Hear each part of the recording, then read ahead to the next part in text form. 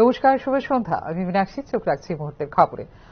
পয়লা জুলাই 2024 থেকে কার্যকর হওয়া 3টি নতুন ফৌজদারি আইন বাস্তবায়নের পর্যালোচনা করলেন মুখ্যমন্ত্রী ডাক্তার মানিক সাহা। বৈঠকে উপস্থিত ছিলেন স্বরাষ্ট্র, পুলিশ, আইন, প্রসিকিউশন, ফরেনসিক ইত্যাদি গুরুত্বপূর্ণ দপ্তরের আধিকারিকেরা। নতুন 3টি ফৌজদারি আইন যথাক্রমে ভারতীয় ন্যায় সংহিতা, ভারতীয় নাগরিক সুরক্ষা সংহিতা এবং ভারতীয় সাক্ষ্য অধিনিয়ম হয়েছিল গত 2024 সালের 1 জুলাই থেকে। সোমবার নতুন এই 3টি ফৌজদারি আইন বাস্তবায়নের পর্যালোচনা বৈঠক করলেন মুখ্যমন্ত্রী ডাক্তার মানিক সাহা। বৈঠকে উপস্থিত ছিলেন স্বরাষ্ট্র, পুলিশ, আইন, প্রসিকিউশন, ফরেনসিক, স্বাস্থ্য কারাগার দপ্তরের উচ্চপদস্থ আধিকারিকরা। নতুন এই 3টি ফৌজদারি আইনের সার্থক বাস্তবায়নে সংশ্লিষ্ট সব দপ্তর আধিকারিকদের একযোগে কাজ করার নির্দেশ জারি করেছেন মুখ্যমন্ত্রী ডাক্তার মানিক সাহা। রাজ্যের যে কোনো প্রান্ত থেকে অপরাধীর বিরুদ্ধে মামলা লিপিবদ্ধ করার বিধান কার্যকর করার নির্দেশ দিয়েছেন মুখ্যমন্ত্রী। অভিযুক্ত যদি দীর্ঘদিন ধরে পলাতক থাকে তাহলে তার সম্পত্তি বাজেয়াপ্ত করার বিধান বিবেচনা করে তা কার্যকর করার নির্দেশও দিয়েছেন মুখ্যমন্ত্রী। নতুন ফৌজদারি আইনে 60 দিনের মধ্যে অভিযোগপত্র দাখিল এবং 90 দিনের মধ্যে দোষী সাব্যস্ত করার বিধান কার্যকর করার নির্দেশও দিয়েছেন মুখ্যমন্ত্রী। ফৌজদারি বিচার ব্যবস্থার আমূল সংস্কারের মাধ্যমে বিশেষত নারী, শিশু ও রাষ্ট্রের বিরুদ্ধে সংঘটিত অপরাধকে অগ্রাধিকার দিয়ে বিবেচনা করার নির্দেশ দিয়েছেন মুখ্যমন্ত্রী। ভারতীয় দণ্ডবিধির 511টি ধারার পরিবর্তে ভারতীয় ন্যায় সংহিতায় 358টি ধারা সংযোজিত হয়েছে এবং 6টি ক্যাটাগরির অপরাধের জন্য কমিউনিটি সার্ভিসের অন্তর্গত শাস্তির দাবি রয়েছে। ভারতীয় ন্যায় সংহিতায় 7টি নতুন ধারা প্রবর্তন করা হয়েছে। ভারতীয় ন্যায় সংহিতায় মোট 20টি নতুন ধরনের অপরাধ সংযোজিত হয়েছে এবং তার মধ্যে 33টি অপরাধের জন্য কারাবাসের শাস্তির বিধান রাখা হয়েছে। এই বিষয়গুলি যথাযথভাবে বাস্তবায়নের জন্য পুলিশ এবং আইন বিশেষজ্ঞদের নিজেদের মধ্যে সময়ে সময়ে আলোচনা পর্যালোচনার উপর গুরুত্ব আরোপ করেছেন মুখ্যমন্ত্রী ডাক্তার মানিক সাহা। এই নতুন 3টি ফৌজদারি আইনের উল্লেখযোগ্য বিষয়গুলি হল ইলেকট্রনিক মাধ্যমেও এফআইআর অর্থাৎ এফআইআর এর সার্থক বাস্তবায়নের গুরুত্ব আরোপ করেছেন মুখ্যমন্ত্রী ডাক্তার মানিক সাহা। নতুন ফৌজদারি আইনে অত্যন্ত প্রয়োজনীয় সাক্ষীর সুরক্ষা বিধানের ব্যবস্থা করেছে, যা যথাযথভাবে বাস্তবায়নের নির্দেশও দিয়েছেন মুখ্যমন্ত্রী doctor Manik Saha. Bureau report, news now. Pay review নয়, পে কমিশন নিয়ে আসন্ন বিধানসভার বাজেট অধিবেশনে আলোচনার দাবি করছেন রাজ্য সরকারি কর্মচারী পেনশন হোল্ডাররা। রাজ্যে পে রিভিউ নয়, পে কমিশনের দাবি করছেন সরকারি কর্মচারীরা। আগামী 21শে মার্চ থেকে শুরু হওয়া বাজেট অধিবেশনে এই বিষয়ে আলোচনার দাবি করছেন কর্মচারীরা। এক্ষেত্রে বকেয়া মিটিয়ে দেবার দাবিও রয়েছে সরকারি কর্মচারীদের। রাজ্যের শিক্ষক কর্মচারীদের বকেয়া মিটিয়ে দেওয়ার জোরালো দাবি উঠেছে শিক্ষক কর্মচারীদের তরফে। চলতি বছরের 31শে অক্টোবরের মধ্যে সমস্ত বকেয়া মিটিয়ে দিতে হবে সপ্তম বেতন কমিশনের সুপারিশ অনুযায়ী। এক্ষেত্রে রাজ্যে অষ্টম বেতন কমিশন গঠনের জোরালো দাবিও করেছেন সরকারি কর্মচারীরা। তবে সবচেয়ে প্রথমে পে রিভিউ নয়, পে কমিশনের দাবি করছেন সরকারি কর্মচারী এবং পেনশনভোগীরা। আগামী 21শে মার্চ থেকে শুরু হওয়া ত্রিপুরা বিধানসভার বাজেট অধিবেশনে আলোচনার দাবিও করছেন কর্মচারী এবং পেনশনভোগীরা। এদিকে চলতি বছরের 31শে অক্টোবরের মধ্যে বকেয়া মিটিয়ে না দিলে পরবর্তী অর্থ কমিশনে সেই টাকা কমিটেড হবে না, এমন অভিমত শিক্ষক কর্মচারী নেতৃত্বের। অষ্টম বেতন কমিশন গঠন হলে শিক্ষক কর্মচারীদের সমস্ত টাকা পাওয়া সম্ভব বলে মনে করেন সংশ্লিষ্ট কর্মচারীরা। এক্ষেত্রে অনিয়মিত কর্মচারীদের নিয়মিতকরণের পাশাপাশি ফিক্সড পেতে চাকরির বদলে প্রথম দিন থেকে নিয়মিতকরণের থাকবে সুযোগ। এছাড়া ফিক্সড পেতে চাকরি প্রথা তুলে দেওয়ারও দাবি উঠছে জোরালোভাবে। সুযোগ একবারই আসে, একবার সুযোগ চলে গেলে তা ফিরে পেতে অপেক্ষা করতে হবে আরো 10 বছর। এর মধ্যে পরিস্থিতি পরিবর্তন ঘটে গেলে আর নাও আসতে পারে সুযোগ। এক্ষেত্রে অষ্টম বেতন কমিশন গঠনের পাশাপাশি এক দেশ এক বেতন কাঠামোর দাবি করছেন রাজ্য সরকারি কর্মচারী এবং পেনশনভোগীরা। ব্যুরো রিপোর্ট, নিউজ নাও। মার্কিন যুক্তরাষ্ট্র এবং ইউনাইটেড কিংডম থেকে কিছু লোক মিজোরামে হয়ে প্রবেশ করেছিল মায়ানমারে বলে রাজ্য বিধানসভায় জানিয়েছেন মিজোরামের মুখ্যমন্ত্রী লালদুহোমা। এক্ষেত্রে মায়ানমারের বিদ্রোহী গোষ্ঠীগুলিকে অস্ত্র প্রশিক্ষণ দেওয়া হয় বলেও জানিয়েছেন মুখ্যমন্ত্রী লালদুহোমা।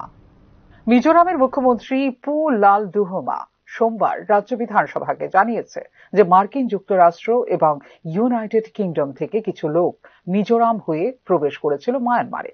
শুধু তাই নয়, এক্ষেত্রে প্রতিবেশী দেশের বিদ্রোহী গোষ্ঠীগুলিকে অস্ত্র প্রশিক্ষণ দেওয়া হয়েছিল, যার মধ্যে আগ্নেয়াস্ত্র রাখার জন্য গ্রেপ্তার করা হয়েছিল একজনকে।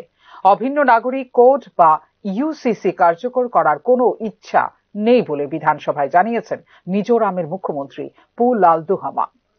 অভিন্ন নাগরিক বিধির তীব্র বিরোধিতা করে মিজোরাম এবং যদি কেন্দ্রীয় সরকার এটিকে জোর করে লাগু করার চেষ্টা করে তবে 371G ধারার অধীনে ইউসিসি লাগু না করার জন্য সর্বোচ্চ চেষ্টা করা হবে বলে জানিয়েছেন মিজোরামের মুখ্যমন্ত্রী পু লালদুহামা। গত বছরের জুন থেকে ডিসেম্বরের মধ্যে 2000 বিদেশি প্রবেশ করেছিল মিজোরামে। এই বিদেশিদের মধ্যে কিছু প্রশিক্ষিত হয়েছিল চীন পাহাড়ে। আমেরিকান রাষ্ট্রদূত রাজ্য সরকারকে না জানিয়ে সফর করেন মিজোরাম বলে বিধানসভায় জানিয়েছেন মুখ্যমন্ত্রী Lalduhoma. Bureau report, news now. Voter তালিকা নিয়ে লোকসভায় সরব হলেন বিরোধী দলনেতা রাহুল গান্ধী। ভোটার তালিকা নিয়ে আলোচনার দাবিও জানিয়েছেন রাহুল গান্ধী। সোমবার থেকে শুরু হয়েছে সংসদের বাজেট অধিবেশনের দ্বিতীয় পর্ব। আর প্রথম দিনে ভোটার তালিকা নিয়ে আলোচনার দাবি জানিয়ে সরব হলেন লোকসভার বিরোধী দলনেতা রাহুল গান্ধী।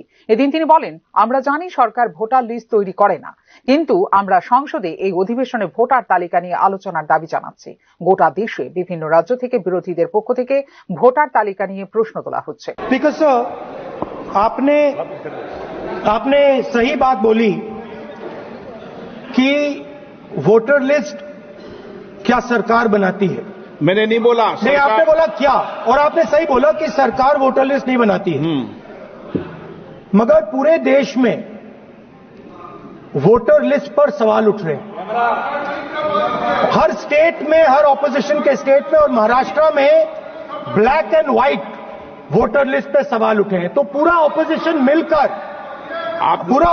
मिलकर सिर्फ ये बोलने दीजिए, पूरा ऑपोजिशन सिर्फ मिलकर ये कह रहा है कि वोटर लिस्ट पे यहां पे एक डिस्कशन हो जाए। ओके, आप बनाते नहीं हो, इसको हम एक्सेप्ट कर रहे हैं, आप डिस्कशन तो कीजिए। উল্লেখ করা যেতে পারে, দিল্লি বিধানসভা নির্বাচনের সময় প্রথম ভোটার লিস্ট নিয়ে প্রশ্ন তুলেছিল আম আদমি পার্টি। অন্য রাজ্য থেকে লোক এনে বিধানসভা পিছু একাধিক নাম তালিকাভুক্ত করেছে বিজেপি, যা তাদের নির্বাচন জিততে সুবিধা করবে বলে দাবি করেছিল তারা। এই একই অভিযোগ আপের পর মহারাষ্ট্রের সাংবাদিক সম্মেলন করে তুলেছিলেন রাহুল গান্ধী। তিনি দাবি করেছিলেন ওই রাজ্যে ভুয়ো ভোটার এনে তাদের তালিকাভুক্ত করে ক্ষমতা ধরে রেখেছে বিজেপি। রাহুল সংসদে বলেন, এখন ভোটার তালিকায় নকল নামের নতুন প্রমাণ উঠে এসেছে, যা আরো নতুন এবং গুরুতর প্রশ্ন উত্থাপন করছে। গণতন্ত্র এবং সংবিধানের মূল্যবোধ রক্ষার জন্য এই আলোচনা অত্যন্ত গুরুত্বপূর্ণ। সমগ্র বিরোধী দল একসঙ্গে বলছে যে এটি নিয়ে এখানে আলোচনা করা উচিত বলে উল্লেখ করেন রাহুল গান্ধী। আমরা স্বীকার করি যে ভোটার তালিকা সরকার তৈরি করে না, তবে এটি নিয়ে আলোচনা করা উচিত বলে মন্তব্য করেন Rahul Gandhi. Bureau report, news now. Kamalpur DWS executive ইঞ্জিনিয়ারের ডিভিশন অফিসে তালা দপ্তরের কর্তাদের মর্জিমাফিক খোলার অভিযোগ প্রমাণিত হয় সোমবার। দপ্তরের গেটের তালা বেলা প্রায় 12টার সময় খোলা হলে গেটের বাইরে দাঁড়িয়ে থাকা কর্মচারীদের ভেতরে প্রবেশ করতে দেখা যায়। সোমবার কমলপুর ডিডব্লিউএস ডিভিশন অফিসের কর্মচারীরা সময় মতো অফিসে আসলেও প্রায় 12টায় গেটের তালা খোলা হয়, কিন্তু দপ্তরের এক্সিকিউটিভ ইঞ্জিনিয়ার তখনও অফিসে আসেননি। দপ্তরের অন্যান্য কর্মচারীদের বক্তব্য, তিনি শুক্রবার বিকেলে আগরতলা নিজ বাড়িতে গেছেন এবং সেই সময় আমবাসা মিটিংয়ে ছিলেন। অফিসের পরিষেবা নিতে আসা এলাকার লোকজন অফিসের তালা বন্ধ অবস্থায় দেখে ফিরে গেছেন। প্রায়ই অফিসের দরজা খুলতে 12টা বাজে বলে অভিযোগ করেছেন এলাকাবাসী। অফিসের তালা খুলতে দেরি হওয়ায় বিষয়ে জানতে চাইলে কর্মচারীরা নানা অজুহাতে বিষয়টি এড়িয়ে যাওয়ার চেষ্টা করেন। তালা কেন 11:40 বাজে? এখন তালা কেন? অন্যদিন তো খোলা হয়, আজকে গ্যারেজে খোলা হয়েছে না, যে ওই ঘর সাফ করে তাই একবার ফোন করে আমার কাছে, দিদি তালা খুলতেছে না, এই মধ্যে নষ্ট হয়েছে, তো কেরা কেরা বলে তালা করছিল, কিন্তু তালা খোলা হয়েছে না। এরপরে কেমনে জানি ভাঙ্গা ওই ঢোকা হয়েছে নিচেরটা, হ্যাঁ, কিন্তু উপরেরটা কেরা খোলা? উপরটা কি অফিস? এটা তো ডিডব্লিউএস ডিভিশন অফিস। হ্যাঁ, এটা তো খোলা হয়েছে না, মানে শনিবার দিন ওই যে নিচে চাবি দায়িত্ব থাকে মনে হয়। এখনকার মতো এই মুহূর্তের সংবাদ এই পর্যন্ত। অন্যান্য আপডেটস দেখার জন্য অবশ্যই নজর রাখতে হবে নিউজ নাও পর্দায়। নমস্কার।